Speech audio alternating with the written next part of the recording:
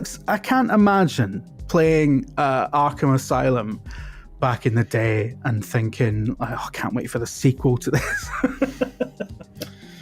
And then imagining the sort of like how the sequels got just sort of more bloated and bloated and bloated. I know everyone loves Arkham City, but like, I was gonna say I like Arkham Knight. Like I understand a lot of people were not big on the Batmobile. Yeah, but you know, which they only put in because of popular demand, if I understand rightly. Well, I think they put it. I think it was one of those things, right, where they wanted to make it feel like a bigger open world. Yeah, but I think they were worried that gliding through an entire city was probably going to be a bit much. Which probably was the right call. It is basically a Metroidvania, right? So I think the funny thing about Arkham is a lot like Metroid games. The bigger it got, the more of a problem it became, and just the way that the best Metroid games are the ones that are on one planet or one installation. I still think Arkham Asylum is the best one.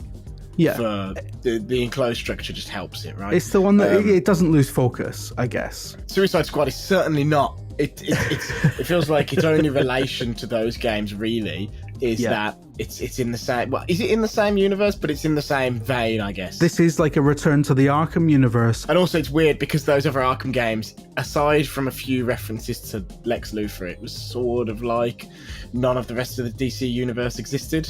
And now you've got Wonder Woman and Flash and Superman, all that sort of stuff. So, but you know, hey, the thing is, I like the look of these characters. I like the look of the world. I like the voice acting. I like the character designs. So you know, I've got a lot of time for all that. It's the game bit where when I watched that reveal, I was just like, Jesus. I was looking through some of the YouTube comments that reveal has been getting on the PlayStation YouTube channel, and there's a couple of people like being like, the cutscenes are great, but the rest of it looks terrible.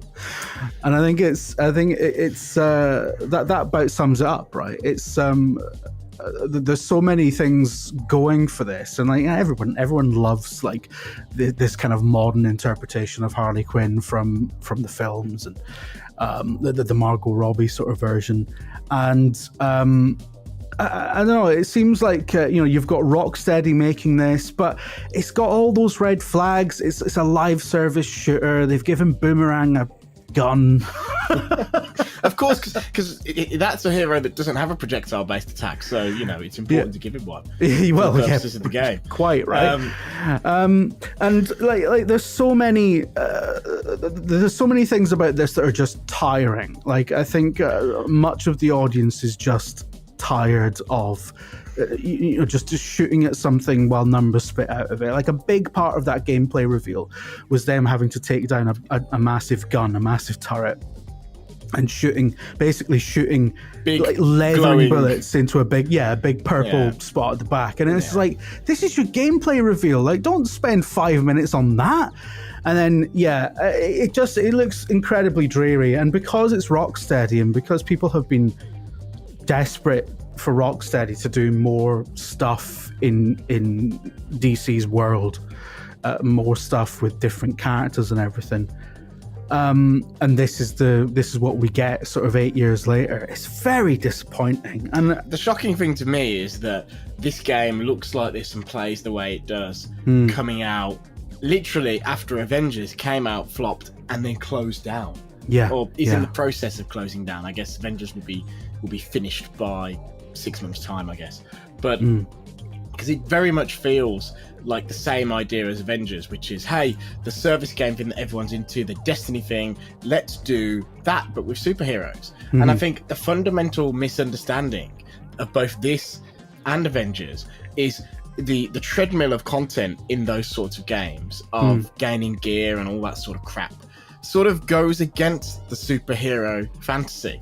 And, equipping Harley Quinn with, a new baseball bat or a different set of boots or whatever is a very, very different proposition to Batman finding a new gadget, or him, in the Arkham games, quite often something would be fired from the Batcave, right, and land nearby. You'd order it in, and then you'd have to go and get to it and get it. Get any munitions dropped like worms. Yeah, and you'd be like, oh, I've got an enhanced grappling hook or whatever. That's a very different feeling to going into a menu and fucking moving a fake mouse pointer around. And clicking to move gear around. Seeing it made my soul leave my body. Where it was someone had screen capped from inside the footage or whatever when they showed the menus. Some of the text around the gear, and it was like plus 3% suicide strike resource on melee hit. Just makes you shield harvesting an afflicted enemy has a 75% chance of spreading that affliction to all enemies within 10 meters. And my personal favorite, plus 22% melee damage on Batman infused enemies. Batman infused. That one's just funny because I saw people saying, shame on Batman, he should have wore a condom, etc., etc. Lots of things, and I saw a lot of people just sort of joking and mocking that. I saw a guy saying, I'm going to be throwing my controller at a wall every time I see an afflicted enemy that's 11 meters away. So that's like the 10 meter radius. But also, the point is, right, that it's just like meaningless stats. I mean, I'm the RPG nerd who owns and runs an RPG focused website. Exactly. This is the stuff I look at where I'm like, if you're going to take anything from the genre, if this is what you're taking and injecting on top of stuff, there's more meaningful RPG level progression in Call of Duty, in the concept of prestige and stuff like that. There's more meaningful RPG progression in GTA San Andreas. Just getting CJ buffed up is better than whatever this is. I think it's weird. Like over the past sort of 15 years, there has been a massive genre convergence towards everything being some sort of RPG light, and this is its nadir, isn't it? I mean, it's I just think people are particularly shocked with Avengers and Crystal Dynamics. Crystal, obviously, great studio, and their Tomb Raider reboots were great. But I think also they didn't have any pedigree in superhero games. They didn't have any pedigree in the style of. There's no relationship apart from, I guess, the Black Widow between what Lara Croft does and what the Avengers do.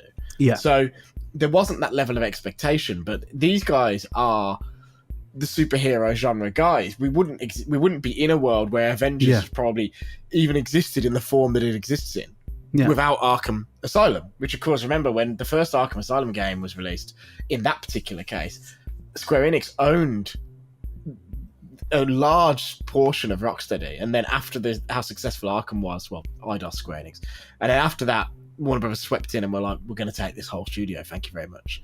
But these are the superhero guys, and so people had high hopes, and I remember the rumours before this was announced of, they're going to be working on a Superman game, which I think also would have been a mistake. I don't think Superman's a good character for video games. I think he's crap for anything other than comics, to be honest, but he's too powerful is the problem, but people speculated about what this game was going to be, rather. And even, I mean, I gotta be honest, I heard it was a Suicide Squad game, and I was like, ugh. Because, we've had one really shitty film with those characters, and one sort of mid film with those characters, with a few good things going on around it.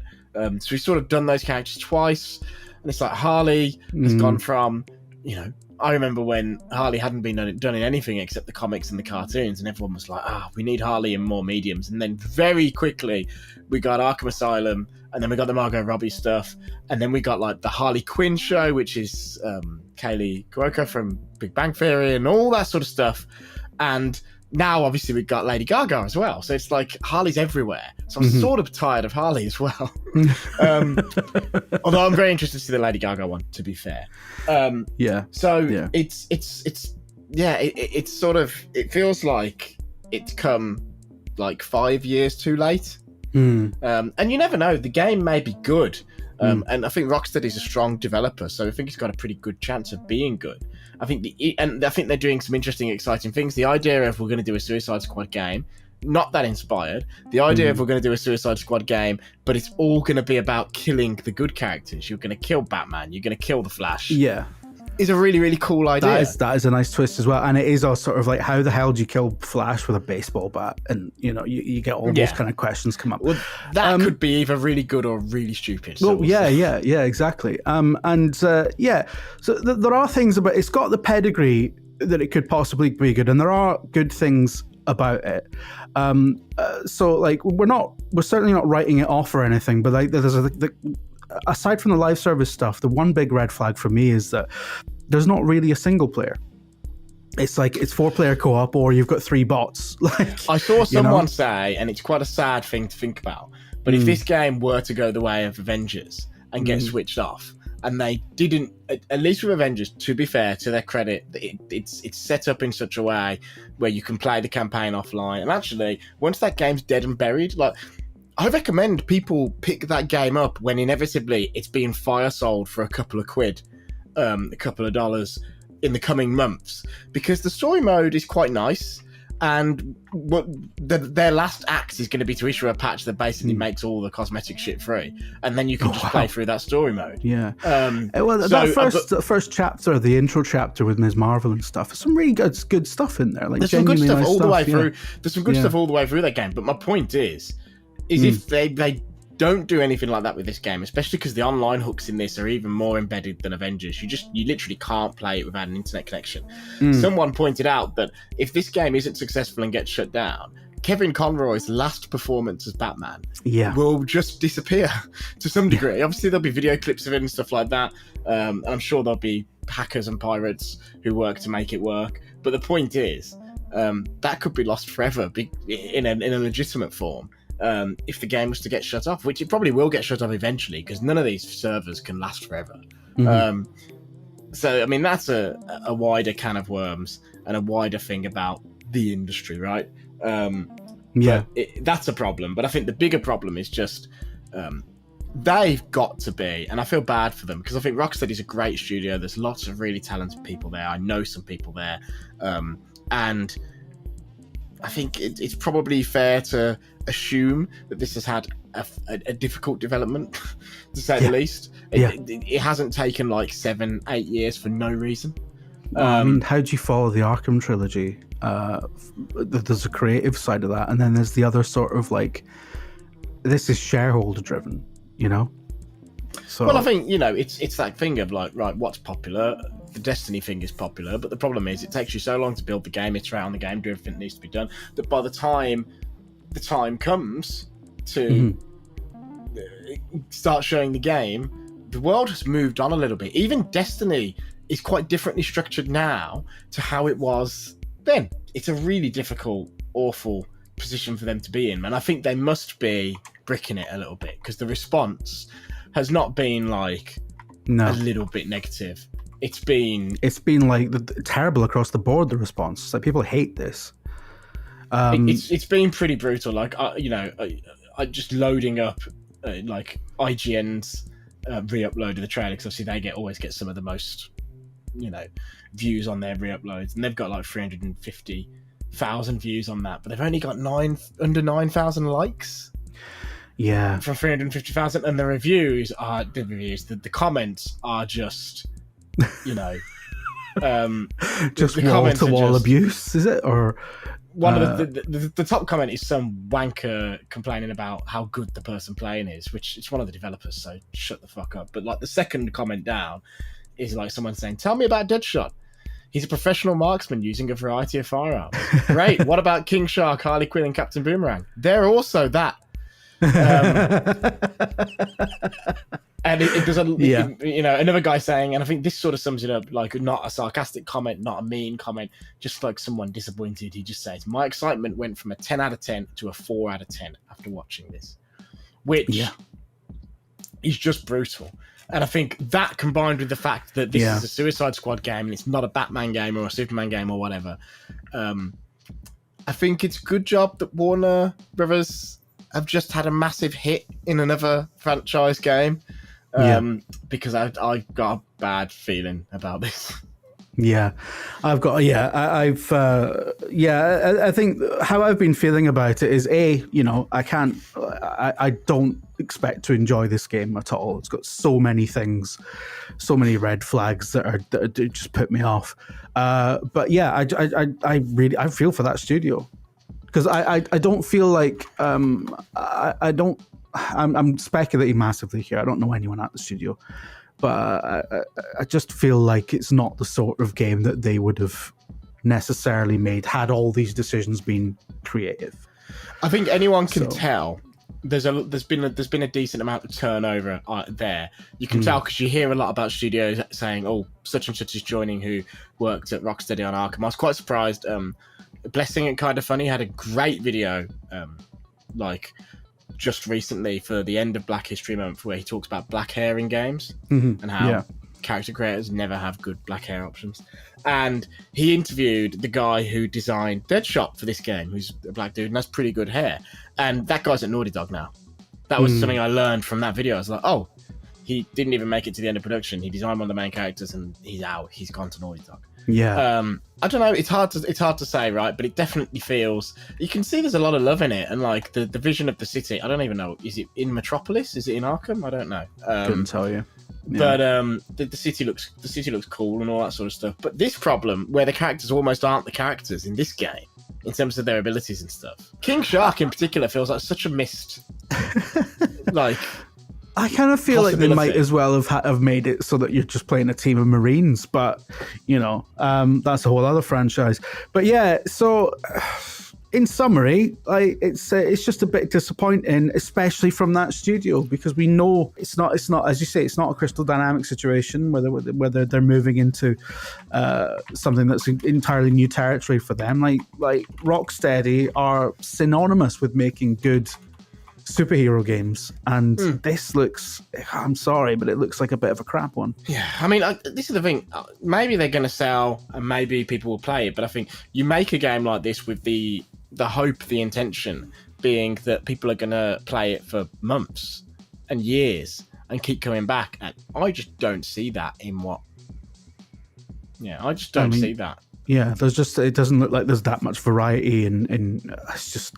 But then again, I think Destiny is piss and people love that. So, but this is the thing. Destiny was the vanguard of that whole genre, and I think the thing is, unless you're gonna, the only way to get in on that now is to make a truly exceptional version of that brings something new to the table. And if you don't, I think you just sort of are gonna. So like Wild Hearts that EA have just done. Wild Hearts is fine, but God, they did that interview with Dom, right, where Dom said, "What's the goal for a year?" And they said, when people talk about hunting action, they're talking about Wild Hearts and not Monster Hunter. And I was like, fellas, unless you've done something significant, that ain't gonna happen. And they haven't done something significant. It's fine. It's a good game, Wild Hearts, but it ain't blowing the doors off. And people are almost using it as a stopgap to the next Monster Hunter update, and I wonder if that might happen a bit with this, where people play this for a little bit and then go back to Destiny. Yeah, which happens a lot in the MMO space too, right? Like a lot of the lesser MMOs, people will go to them in between WoW or Final Fantasy 14 expansions, basically. Yeah, but they're never the main game. Yeah. Well, Outriders was basically like a bit of a Destiny holdover for Destiny fans, right? Stuff like that. So yeah, Outriders. I mean, that was a funny, interesting one because it's like it had a little bit of that Mass Effect sort of feel in it in terms of the way it played as well. Yeah, Mass Effect / Gears. Obviously, they had Gears lineage.